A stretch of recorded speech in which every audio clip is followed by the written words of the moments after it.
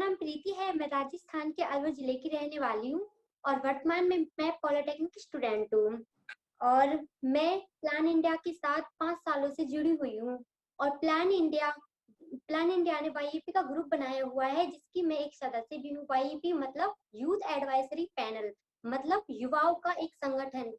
मतलब ये संगठन ऐसा होता है जो अपने गांव समाज में, मतलब जो बच्चे विद्यालय से ड्रॉप आउट हो चुके हैं, मतलब जो बच्चे पढ़ाई छोड़ चुके हैं 10वीं 12वीं के बाद, तो उनको वापस से विद्यालय से जोड़ना और मतलब नामांकन की संख्या बढ़ाना होता है। और मतलब अपने जो गाँव में और गाँव के जो बच्चे होते हैं उनको मतलब अच्छी सलाह देना, ये उसका काम होता है। बालिका दिवस, तो उसके ऊपर मतलब, तो आप हमारे लिए प्रेरणा का स्रोत हैं एक, और आपसे मिलके और मतलब मुझे ये मौका मिला है कि मैं आपसे बात करने का मौका मिला है मुझे आपसे। तो मतलब मैं आपसे ये क्वेश्चन पूछना चाहती हूँ कि जो ये शूटर बनने का और स्पोर्ट्स में इतने आगे आने का ये आपका सपना था मतलब बचपन से, या फिर किसने सलाह दी आपको? तो मेरे जो पापा हैं वो बंदूक चलाते थे, शूटिंग करते थे वो इंडिया के लिए। 6 ओलंपिक्स के लिए वो गए थे। तो जब मैं छोटी थी तब से ही मुझे पता था कि मुझे ये करना है, मतलब पता था, चाह थी, वो सब कुछ था। पर शुरू मैंने काफी लेट किया था, 20 साल पे करा था। उसके बाद जब तक मैं 21 की हो गई थी मेरी शादी हो गई थी। पर जो मेरे सास ससुर सबने मेरे को पूरा सपोर्ट करा है, किसी ने ये रोका नहीं है। और उनके साथ मैं भी शूटिंग रेंज जाती थी, तो उनके साथ इतने सारे लोगों को मैंने चलाते हुए देखा है। उनके साथ मेरी जान पहचान है, उनके साथ मैं बड़ी हुई हूँ, तो फिर मेरे लिए ऐसा कोई प्रॉब्लम नहीं था। पर प्रॉब्लम खुद में होती है कि कर पाएंगे नहीं कर पाएंगे, कैसे होएगा, पापा की बेटी हूँ, उनकी जैसे कर पाऊंगी या नहीं कर पाऊंगी। प्रॉब्लम मेरे सिर्फ वैसा था। अच्छा, तो मतलब आपके सामने तो खैर कोई चुनौती नहीं थी, लेकिन मैम आपको पता है कि हमारा जो गांव है उसमें अधिकतर लड़कियां ऐसी है जिनको मतलब ये मौका मिलता है, पर किसी किसी को मिलता है, सबको नहीं मिलता है ना। तो गाँव में तो अधिकतर ये होता है कि नहीं, हम अपनी बच्ची को नहीं भेजेंगे। आपको तो मेरे को मिला है ना, आपको किसी ने रोका है, लेकिन क्या मतलब आप मतलब हमारे देश में जो है उनके लिए, उन बच्चियों के लिए, मतलब उनके लिए क्या क्या चुनौतियां हो सकती है जो हमारे देश में अधिकतर जो पढ़ नहीं रही है, मतलब उनके लिए क्या क्या चुनौती है, मतलब वो क्यों आगे नहीं बढ़ पाती? आप मुझे ये सवाल बता दीजिए। शादी के बाद प्रॉब्लम होती है, पर शूटिंग ऐसा स्पॉट है जो किसी भी उम्र तक हो सकता है, तो उसमें प्रॉब्लम नहीं है कि अगर लेट शुरू करो या कुछ भी वैसे करो। पर हाँ, अगर गांव से आओगे और जब शूटिंग रेंज जाते हैं तो किसी को कुछ पता नहीं होता, अगर कोई हिस्ट्री नहीं होती, जैसे मुझे भी नहीं पता होता अगर मेरी फैमिली की हिस्ट्री शूटिंग में नहीं थी, तो वैसे प्रॉब्लम्स हो सकते हैं। पर जैसे भोपाल में है एक एकेडमी है, उसमें सारे लड़कियों को लड़कों को सबको सिखा रहे हैं वहां पे, गांव से हैं। उनमें एक हम्म। लड़की है मनीषा, वो जूनियर वर्ल्ड चैंपियनशिप की सिल्वर मेडलिस्ट भी ले चुकी है। तो आजकल बेटर हो रहा है, गांव गांव में भी और सारे एकेडमीज खुल रहे हैं। तो उतना कोई, जैसे मैं बता रही थी भोपाल का, भोपाल में इतना अच्छा हो चुका है, तो आजकल काफी इम्प्रूवमेंट है लड़कियों का। तो अगर उनको उनका मन कर रहा है और वो किसी को जानते हैं, या जैसे सोशल मीडिया पे मैसेज कर सकते हैं, या किसी पे भी, इतने सारे लोग हैं जो आजकल हेल्प करेंगे, कोचेज हैं। इंडिया में काफी बड़ा भी हो गया है शूटिंग। बाकी जो स्पोर्ट्स हैं उसमें प्रॉब्लम होता है, टीम इवेंट है और जाके कहीं और रहना पड़ता है घर से।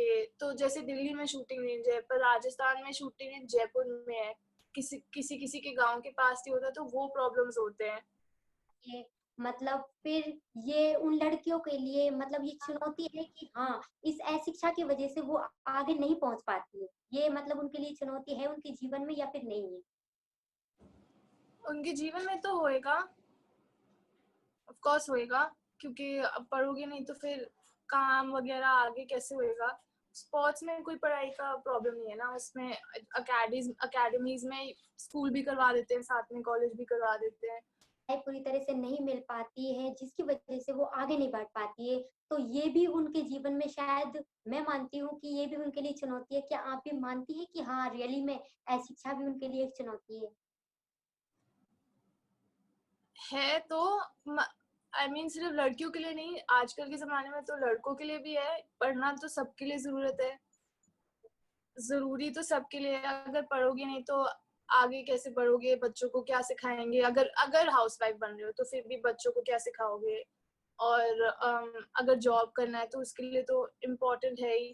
तो आप काम करते हो जब अपने ज़िला में और सब में, आपको क्या लगता है कि प्रॉब्लम क्या है? कि लड़कियाँ को आगे बढ़ने के लिए क्या करना है और आप कैसे हेल्प कर रहे हो उनकी? मैम, सबसे बड़ी ये है कि हमारे जो गाँव है, तो उसमें हमारा जो बालिकाओं का जो मंच बना हुआ है, तो मतलब उसमें ऐसी-ऐसी लड़कियाँ हैं जो वास्तव में उनको समझ है और मतलब वो ये जानती हैं कि हम अपने गाँव को और उसमें रहने वाले सभी बुजुर्ग और जो मतलब अशिक्षित लोग हैं, उनको हम आसानी से समझा सकते हैं। मतलब वो उनकी लैंग्वेज का फ़र्क होता है ना, कि हम अपनी लैंग्वेज में उस उनको कैसे समझा सकते हैं। तो वो ऐसी लड़कियों का ही एक समूह होता है जिससे मतलब वो अपनी भाषा में सही तरीके से उन लोगों को समझा सकती हैं।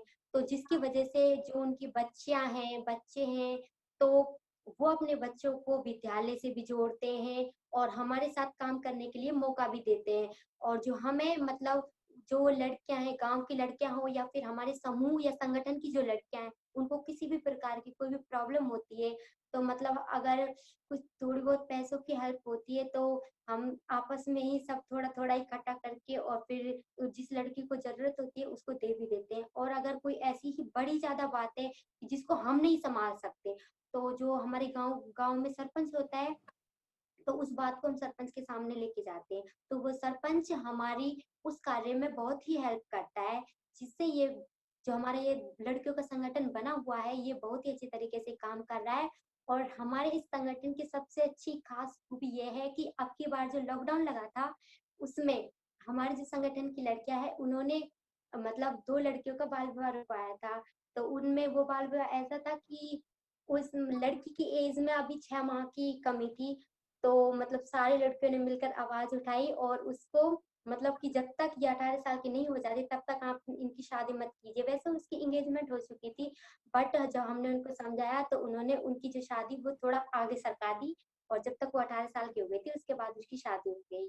तो हम मतलब हमारा जो संगठन है वे हमारे गाँव और समाज में बहुत ही अच्छे-अच्छे काम कर रहा है और हमारे संगठन के बारे में हमारे गाँव से लेकर जिले तक सबको पता है कि हाँ, ये लड़कियों का संगठन बना हुआ है और ये अच्छी तरीके से काम कर रहा है, तो हमारी हेल्प करने में हेल्प भी सभी करते हैं और अच्छी तरीके से करते हैं और इसलिए ये हमारा संगठन बहुत ही अच्छी तरीके से चल रहा है।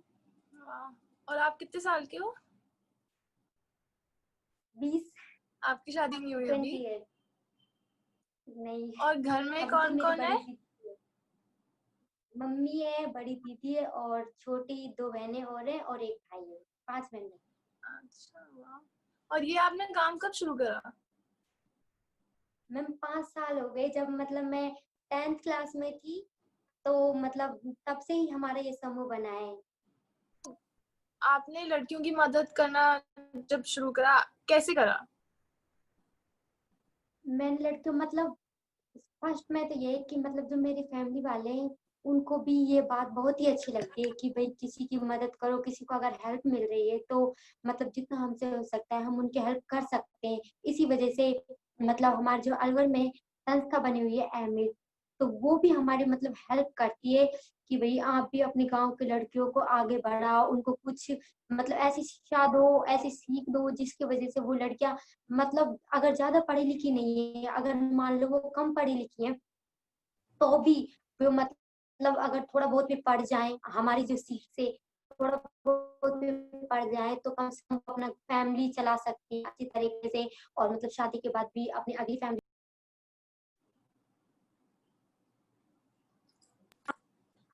छोटे बच्चों को पढ़ा ट्यूशन वगैरह करवा कर, सिलाई वगैरह मतलब कुछ ऐसा काम करके वो अपनी आजीविका आराम से चला सकती है। और क्या नाम है, जो हमारा ये संगठन है, ये मतलब लड़कियों को जितनी प्रॉब्लमें होती है मतलब सब में हेल्प करता है, मतलब बात ये है। हर चीज में। और मतलब हम तो हेल्प तब करते हैं जब ऊपर से भी हमको मतलब ये कि चाहे वो हमारी मदद करे चाहे मत करे, बस हमसे वो इतना कह देते हैं कि भाई हाँ हम आपके साथ हैं, तो मतलब हमें भी और उत्साह हो जाता है कि हाँ फिर तो हमें भी और काम करना है। और मतलब सभी लड़कियों में ये उत्साह हो जाता है कि हाँ फिर तो हम सारी लड़कियां मिलकर हमारे गांव और जो हमारे पड़ोस के गांव है उनको, उनमें भी जो लड़के रहती है उनकी भी मदद करेंगे, उनकी भी हेल्प करेंगे, उनको भी समझाएंगे कि हाँ आप इस तरीके से आगे बढ़ सकते हो, और आप मतलब हमसे भी और जो संस्थाएं हैं उनसे भी मदद ले सकते हो, तो आपकी पढ़ाई हो सकती है जिससे आपका अपनी फैमिली अच्छी चल सके। तो मतलब ऐसी हेल्प हम आसानी से कर देते हैं फिर भी थोड़ी थोड़ी। और वहाँ पे स्पोर्ट्स खेलते लड़कियाँ? काफी हाँ खेलते हैं? हाँ मतलब स्कूल स्तर पे जो मतलब छोटे छोटे स्पोर्ट्स वगैरह होते हैं, जैसे दौड़ वगैरह होती है, कबड्डी वगैरह होती है, चेस, और मतलब बहुत से खेल होते हैं। और हमारे रामगढ़ हमारी तहसील है, उसमें एक लड़की दौड़ में मैं भी अलवर लेवल पर फर्स्ट आई थी। तो मतलब अब वो अलवर लेवल पर तो आ गई है, लेकिन अब उसे मतलब इतनी नॉलेज नहीं है कि मैं आगे और कैसे खेलूं। अब मतलब ये कि स्कूल से तो बच्चे आगे जा सकते हैं, उन्हें टीचर ले जाते हैं, मगर जब हाँ। स्कूल वो पास कर लेती हैं उसके बाद उनके पास कोई नॉलेज नहीं है, ना कोई स्कोप है कि हम कैसे अब आगे जाएं, हमारी कौन मदद करे, तो ये नहीं पता होता। वैसे हमारे यहाँ की लड़कियां बहुत ही अच्छी खेलती हैं और आगे भी पहुंच चुकी हैं, मतलब जिले लेवल पर भी कई लड़कियों ने इनाम जीता हुआ है। और अभी भी आपके वहाँ पे बाल विवाह बहुत होते हैं? मतलब आपने बोला कि आपने रोके हैं, 2 रोके थे, हाँ पर होते हैं काफी। आपके कोई दोस्तों के हुए हैं जब आप छोटे थे? तब तो मतलब इतना ध्यान भी नहीं है, मगर जब से हाँ कि पता लगा है कि हाँ ये बाल विवाह है, इतनी एज, अगर इतनी एज के बच्चों की कम कम में शादी करते तो ये बाल विवाह होता है, और अगर ज्यादा के करे तो बाल विवाह नहीं है। तो जब से पता लगा है तब से मतलब हम काम कर रहे हैं, और तब से शायद कम भी हो रहे हैं। मतलब जब से हमारे ये संगठन बना है ना, तब से लोग बहुत ही जागरूक हो गए हैं कि वास्तव में रियली में हमें अपने बच्चों को बाल विवाह नहीं करना चाहिए। इसकी वजह से हम रुकाया था। शायद एक आध दो हो जाते हैं फिर भी कभी कभी, क्योंकि बहुत से लोग होते हैं। अब जैसे अभी लॉकडाउन लगा था, तो वो पता है हमने बात की थी तो क्या बोल रहे थे, यूँ कह रहे थे कि ना अब भाई हम तो अपने बच्चों की शादी करेंगे। मैंने कि आप क्यों करेंगे अपने बच्चे की शादी, जो कह रहे थे कि है ना लॉकडाउन में पैसे कम लगेंगे, है ना, और मतलब अगर पैसे करेंगे तो पैसे ज्यादा लगेंगे, तो लॉकडाउन में कम पैसों में ही हमारी लड़की की शादी हो जाएगी, हमारे बच्चों की शादी हो जाएगी। फिर हमने समझाया था कि लॉकडाउन में पैसे तो कम लगेंगे, लेकिन आपने ये सोचा है कि आपकी लड़की कितनी परेशान होगी, मतलब उसको कितनी प्रॉब्लम आएंगी आगे जाकर, ये कभी आपने सोचा है?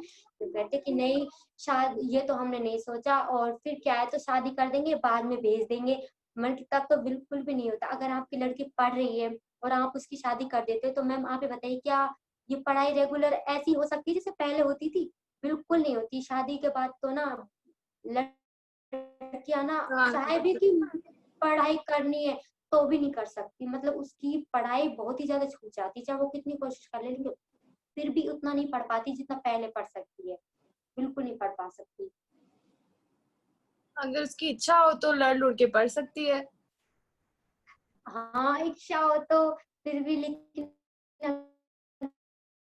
अगर ससुराल में तो माँ बाप का घर तो हाँ। घर ही होता है, और ससुराल में तो काफी काम होते हैं। अब मान लो पूरे दिन काम करेगी और फिर शाम को वैसे थक जाएगी, कब पढ़ेगी और कैसे करेगी? मतलब छोटी मोटी जैसे बीए वगैरह तो फिर भी चलो हो उसके जाता है, आगे। लेकिन जैसे कोई कोर्स करते हैं तो प्रॉब्लम आती है। अगर उसका हस्बैंड ठीक है, अगर रियली में वो उसको पढ़ाना चाहता है तो शायद हो भी सकता है। हाँ। वो तो है। तो वैसे आपको ये और बता देती हूँ मैम कि जो हमारे स्कूल है ना, मैंने आपको हाँ। बताया था कि हाँ हमारी लड़कियां बहुत ही आगे जा चुकी है, लेकिन है ना हमारे स्कूल भी इतनी छोटा है कि ना उसमें ना खेलने के लिए बिल्कुल जगह ही नहीं है। मतलब बच्चे खेल ही नहीं सकते, ना वहाँ दौड़ लगा सकते हैं, बिल्कुल छोटा सा स्कूल है। लेकिन फिर भी है ना, मतलब सर एक आध दो बार दौड़ लगवाते हैं कोई कभी कभी, तो भी वो बच्चे इतने आगे जा चुके हैं। तो आप ही सोचिए अगर उन बच्चों को स्पोर्ट्स की और मतलब जानकारी और उनके लिए कोई सामान अच्छा हो तो वो बहुत ही आगे जा सकते हैं, मेरा ये मानना है।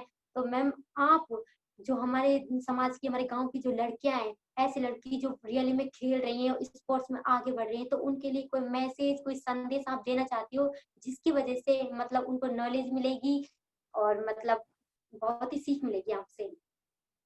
तो अगर उनको करना है, अगर उनकी इच्छा है और उनको समझ में नहीं आ रहा कि इससे आगे कैसे बढ़ना है, तो प्लान इंडिया के थ्रू वो मेरे से भी बात कर सकते हैं, और आई नो कि प्लान इंडिया भी हेल्प करेगा उनको। तो मेरा मैसेज ये है कि अगर मन है और अगर करना है कुछ तो वो कर ही लेंगे। अगर उनको हेल्प चाहिए तो हमारे से हेल्प कर सकते हैं, पर सबसे पहले तो खुद सोचना पड़ेगा कि करें, आगे जाएं, क्योंकि स्पोर्ट्स में काफी मेहनत होती है, घर से बाहर भी रहना पड़ता है, और प्रॉब्लम वही होते हैं प्रॉब्लम कि घर में कम रहते हैं, बाहर ज्यादा जाते हैं, ट्रेनिंग फैसिलिटीज में ज्यादा रहना पड़ता है, और बाहर जाना पड़ता है कंपटीशन के लिए, चाहे वो स्टेट कंपटीशन हो या अगर नेशनल टीम में आ गए तो बाहर रहने के। अगर उनको वो सारी चीजें करनी है और हेल्प चाहिए तो हेल्प तो हम ऑलवेज हैं।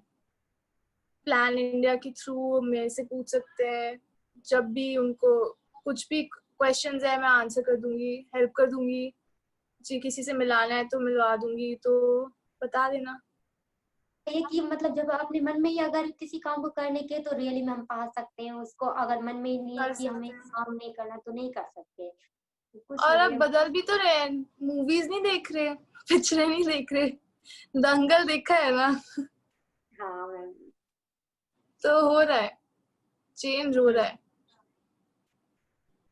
सही कह रहे हो मैम, बिल्कुल। और मैम मतलब जैसे वो लड़के होते हैं कि मतलब शिक्षा उनके पास कम है लेकिन स्पोर्ट्स में अच्छे हैं, तो मतलब फिर तो भी वो बेस्ट स्पोर्ट्स है, में तो उनका बढ़ करियर सकते हैं। स्पोर्ट्स में बनना चाहिए। हाँ। मतलब कोई शिक्षा की वजह से कोई रुकावट कुछ ऐसा तो नहीं नहीं है? नहीं, अच्छा मतलब स्पोर्ट्स में इस डिग्री नहीं मांगते। अच्छा मतलब चाहे अनपढ़ हो वो भी हो जाता है? हाँ, स्पोर्ट्स में अच्छा होना होता है। अच्छा, ठीक है। हम्म। तो अगर किसी को पढ़ाई नहीं अच्छी लगती तो उनको बोल देना कि, और स्पोर्ट्स में अच्छे हैं तो उनको बोलना कि ये ले लो, ये कर लो। ये नहीं बोल रही मैं कि अगर पढ़ाई नहीं अच्छी लगती तो स्पोर्ट्स में चले जाओ, मैं बोल रही कि अगर पढ़ाई अच्छी नहीं लगती और हाँ स्पोर्ट्स में अच्छे हैं तो उनको बोल दो कि प्लीज कर लो। जी मैम, धन्यवाद, आपने हमें अपना टाइम दिया। थैंक यू बहुत बहुत प्लीज धन्यवाद। वेलकम, और प्लीज करते रहना जो भी आप करो। I am very proud of you Preeti, well done. Thank you.